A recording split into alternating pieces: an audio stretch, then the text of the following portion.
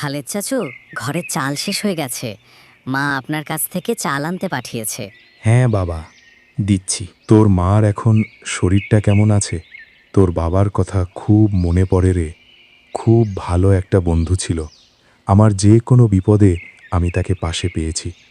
এখন তোদের সাহায্য করে সেই ঋণ শোধ করার পালা।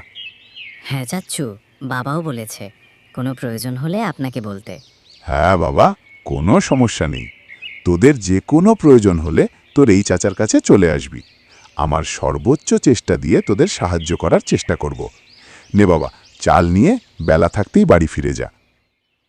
ঠিক আছে, তাহলে আসি, দেরি হয়ে যাচ্ছে।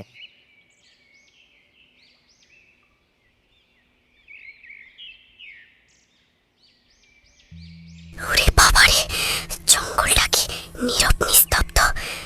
চারিদিকে কোনো মানুষের সাড়া নেই। খুব ভয় লাগছে। তাড়াতাড়ি জঙ্গলটা পাড়ি দিতে হবে। আর ভালো লাগছে না। জঙ্গলের পোকামাকড় আর ঘাস খেয়ে খেয়ে বোর হয়ে গেছি। কতদিন একটা মানুষের মাথা চাবাই না। আর শালার মানুষগুলো অনেক চালাক হয়ে গেছে। এই পথে যেন আসতেই চায় না। আরে, মনে হচ্ছে কোনো মানুষের বাচ্চা আসছে।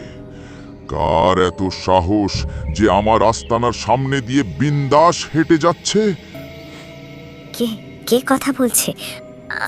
আমার খুব ভয় করছে। দয়া করে আমায় ছেড়ে দাও। আমার মা বাড়িতে একা আমার জন্য বসে আছে। আমি না গেলে তিনি অনেক চিন্তা করবেন। দয়া কর, আমায় ছেড়ে দাও। ভয় পাচ্ছিস? এই জঙ্গলে এসে দয়া চাইতে নেই ছোট্ট মানুষ। আমি বহুদিন ধরে অপেক্ষা করছি। আজ তুই ফিরবি না। আজ তুই আমার খাবার। চিৎকার কর, যত খুশি চিৎকার কর।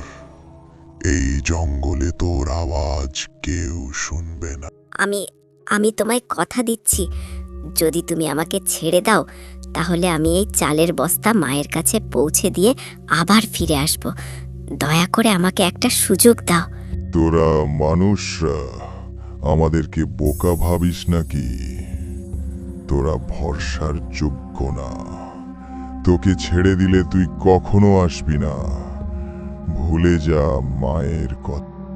ও রাক্ষস মশাই, একটিবার আমার কথা শোনো। আমি সত্যিই ফিরে আসব, বিশ্বাস করেই দেখো। কি সত্যি বলছিস? এমনিতে মানুষের উপর ভরসা করা উচিত না, কিন্তু তোর কথার মধ্যে সততা আছে, তাই তোকে যেতে দিচ্ছি। কিন্তু মনে রাখিস, যদি তুই না আসিস তাহলে তোর গ্রামে গিয়ে সবাইকে মেরে ফেলবো।